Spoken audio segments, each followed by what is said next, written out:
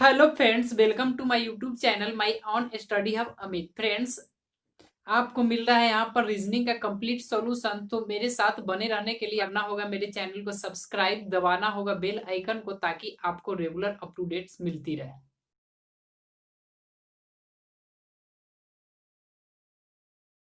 Friends, आज के video में हम कोडिंग डिकोडिंग के कुछ बेसिक्स के चर्चा करने वाले, जो कि आप कोडिंग डिकोडिंग सीखने से पहले सबसे जरूरी होती है आपको वो सीखना। फ्रेंड्स, आपको बता दें कि अगर आप कोडिंग डिकोडिंग का चैप्टर बना रहे हो, अगर आपको ये नॉलेज ना हो जो कि आज हम चर्चा करने वाले, तो फिर आप उस चैप्टर को बना ही नहीं सकते। बना भी सकेंगे तो आपको हर जगह पर आपको कठिनाइयों का सामना करना पड़ेगा। फ्रेंड्स, आपको बता देखिए, कोडिंग डिकोडिंग सीखने से पहले सबसे पहले आपको जरूरत पड़ता है ए से जेड तक का जो सीरियल नंबर है लेटर का, उसको याद करना। कोडिंग डिकोडिंग यानी किसी भी बात को किसी भी भाषा से डिनोट करना, मतलब बात को भाषा से डिनोट करना। जिस तरह से हम अगर किसी से कोई बात करें और उसको मतलब कोड भाषा में बात करें ताकि किसी दूसरे को पता ना चले, तो हमें और जिससे बात करना है उसको इसके बारे में पता रहना चाहिए कि किस तरह से मतलब हम उसको संकेत मतलब उसको दे रहे हैं, और उसको उस संकेत के बारे में नॉलेज होना चाहिए। तो इसके लिए सबसे पहले आपको क्या करना पड़ता है कि कोडिंग डिकोडिंग की शुरुआत में जब हम कोडिंग डिकोडिंग सीखना शुरू करते हैं, तो सबसे पहले तो आपको जरूरत पड़ता है लेटर के नंबर को याद रखना। तो उसको याद रखना हो सकता है आपको थोड़ा कठिन लगे, लेकिन हम आज कुछ आसान तरीका बतलाने वाले जिसके से कि आप उसे आसानी से याद रख सकते हैं। जैसे यहाँ पर आप देखेंगे कि ए है, जिससे आप देखेंगे कि ए है, तो ए तो यहाँ पर आप देख कर ही बोल देंगे कि ए पहला, मतलब ए का अगर लेटर मतलब स्थान देखा जाए तो फर्स्ट होगा, एक स्थान देखा जाए। फिर अगर बी है तो बी का आप तुरंत बोल देंगे कि दो है, क्योंकि ये तो शुरुआती का मतलब लेटर है, शुरू का लेटर है। तो देखते ही आपको पता चलता है कि ए पहला स्थान पर है, बी दूसरा स्थान पर है। सी को लेंगे तो सी के बारे में भी आप आसानी से बोल देंगे कि सी तीसरा स्थान पर, क्योंकि ए बी सी अगर गिनने में भी तो आपको ज्यादा देर नहीं लगता है। उसी तरह से डी के बारे में आप देखेंगे तो डी को भी आप उसी तरह से बोल देंगे, डी चार। ई के बारे में देखेंगे तो ई को भी आप पांच बोल देंगे, लेकिन आप अगर ई थोड़ा दूर पड़ जाता है तो ई के बारे में आप इस तरह से याद रखें कि फाइव, FIVE, फाइव। तो ई फाइव है, ई फाइव है, तो फाइव के लास्ट वाला आप देख रहे हैं ई है, मतलब फाइव, ई फाइव। ई फाइव के लास्ट में आता है, इसलिए इसका अपना जो स्थान है लेटर का नंबर फाइव है। तो इस तरह से आप ई को याद रख सकते हैं। एफ, एफ आप देखे, एफ देखे, एफ का छ होता है। ये तो आप अगर गिनते जाएंगे तो छ पता चलेगा, लेकिन आप इस तरह से याद रखें कि F, F fix six, F fix six, मतलब एफ को फिक्स करते हैं सिक्स से। मतलब हम इस तरह से हम याद करने के लिए ट्रिक बना रहे हैं, जो कि यह कोई वास्तविकता है नहीं कि इस तरह से आपको दिमाग में रखने के लिए हमने इस तरह से बातों को जोड़ने का कोशिश किया है। जैसे यहाँ पर एफ है तो एक वर्ड याद रखे कि एफ फिक्स सिक्स, हमने हिंदी में लिख दिया है, क्योंकि एफ फिक्स सिक्स यानी एफ किसके लिए फिक्स है, सिक्स के लिए। एफ फिक्स सिक्स, तो एफ किसके लिए फिक्स है, तो सिक्स के लिए। तो इस तरह से आप याद रख सकते हैं कि एफ का क्या है, सिक्स, यानी एफ फिक्स सिक्स।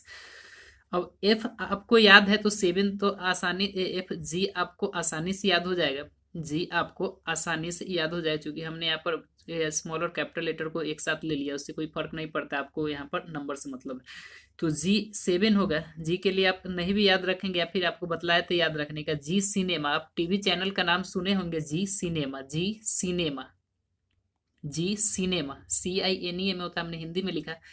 तो जी सिनेमा, सी से से सेवन मतलब सात होता है, तो जी सिनेमा यानी जी सात। तो इस तरह से जी को याद रखते हैं। एच, एच आठ होता है, तो एच एट। आप एक वर्ड याद रख सकते हैं, H eight, H eight, H eight.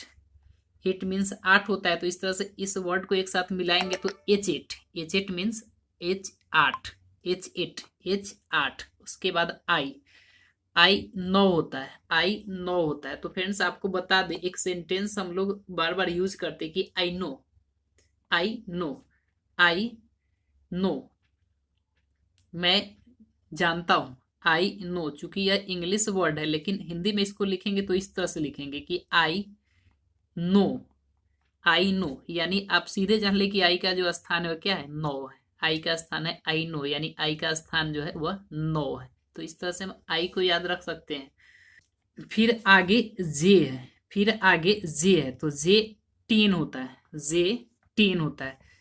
तो जे को 10 याद रखने के लिए आप एक सिंपल सा वर्ड याद रखे, Z10। Z10, Z10, Z10 सुनने में बड़ा अच्छा लगता है, Z10। तो Z10, उसके बाद जे के बाद के होता है, K11 होता है। तो K11 याद करने का सबसे आसान तरीका हम आपको बतलाने वाले, केल्विन, KELVIN, केल्विन टेम्परेचर मापने का मतलब इकाई है। तो केल्विन, K11, एल्विन यहाँ पर देख रहे हैं कि 11 के सेंस में आपको लग रहा है, केल्विन, K11, तो के का क्या स्थान है, 11। आपको कितना मतलब आसान सा तरीका है इसको याद करने का। उसके बाद के बाद एल होता है, के के बाद एल होता है, तो एल क्या है, 12। एल 12 है। अगर आपको न याद हो, के याद है तब तो आप एल को आसानी से याद कर लें, लेकिन इसके लिए भी हम एक खास मतलब ट्रिक बनाए कि एल को याद करने की, एल 12। तो एल को आप याद रखे लावारिस वर्ड से, एल को आप याद रखे लावारिस वर्ड से, मतलब एल से ला वारिस, वारा, ला वारिस, ला यानी एल, ला यानी एल, वारिस यानी 12, तो लावारिस, इस तरह से एल 12।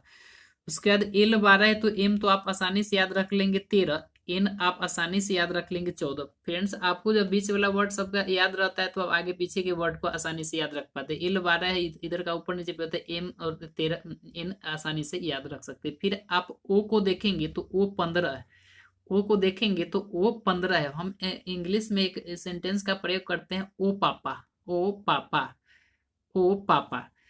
तो ओ पापा बोलने का मतलब है कि ओ क्या है, पी से 15, ओ पापा, पी से प होता है, प से 15, ओ पापा, इस तरह से ओ 15।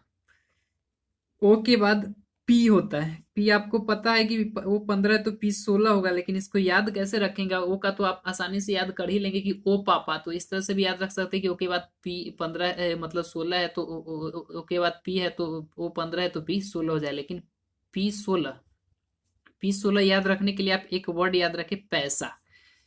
पैसा, इसको प, पी माने और सा से सौ आता है, यानी 100 से 16, पैसा। पी से पै को प माने और सा यानी 100 माने, प 100 माने, प आता है तो पी, सा आ रहा है तो 16, यानी पी 16। पी 16 है तो क्यू 17 हो जाएगा, ये आसानी से याद रख लेंगे, लेकिन इसके लिए भी एक ये वर्ड याद रखे, क्यूसा, क्यूसा। फ्रेंड्स, आपको पता होगा कि आंख अगर किसी का नीली पड़ जाती है या नीला होता है तो उसको क्यूसा बोलते हैं, कुइसा, कुइसा बोलते हैं, लेकिन यहाँ पर आपको क्यूसा याद रखना है। क्यूसा कहने के मतलब है कि क्यू, क्यू क्या, सा से 17, यानी क्यू सा से 17, इस तरह से क्यू सा, क्यू 17 याद रख सकते हैं। क्यू के बाद आर होता है, तो क्यू 17 है तो आर 18 होगा, इसको मतलब याद रखने का कोई जरूरत है ही नहीं। अगर आगे पीछे का वर्ड याद रहता है तो बीच का नहीं भी याद है तो आप इसको याद रख सकते हैं। क्यू 17 है और क्यू सा वर्ड याद से क्यू को याद कर लिए हैं, तो आर 18 इसको याद कर ही लेंगे। उसके बाद आर के बाद एस है, एस 19 होगा तो इसको याद कर ही लेंगे। इस दोनों को आप आसानी से याद कर लेंगे। अगर क्यू याद है कितना नंबर पे तो आर एस आसानी से याद कर लेंगे। उसके बाद टी देखिए, T20 होगा। अब T20 किस तरह से आप याद रखेंगे, तो फ्रेंड्स T20 आपने क्रिकेट का नाम सुना होगा, तो T20 नाम सुना होगा, लेकिन टी का यहाँ पर खुद स्थान ही 20 है। T20 आप याद रखें, T20 वर्ड को याद रखें। ये वर्ड क्या है, टी का स्थान ही 20 है।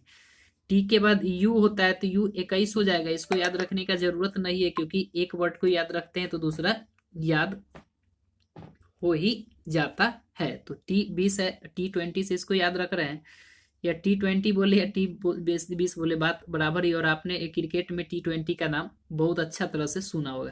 तो T20, टी का स्थान 20 है, यू 21, उसके बाद भी वाइस होता है। एक वर्ड है वाइस, VIC, वाइस, वाइस और भर्चू, आपने वर्ड सुना होगा। वाइस मीन्स सद्गुण, मतलब अच्छा गुण वाला, और भर्चू मीन्स दुर्गुण, खराब गुण वाला।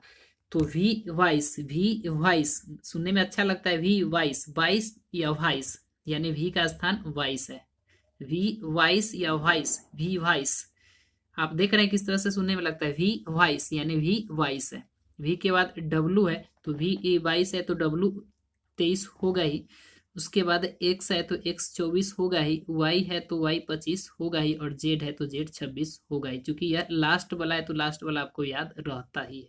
तो फ्रेंड्स, इस तरह से आप ए से जेड तक के लेटर को का जो नंबर है, सीरियल नंबर, उसको आप आसानी से याद रख सकते हैं। इस वीडियो को आप 2 से 3 बार अगर देखेंगे ध्यान से, तो आपको जो लेटर का जो नंबर है वो याद हो जाएगा, आप जीवन में कभी भी नहीं भूलेंगे।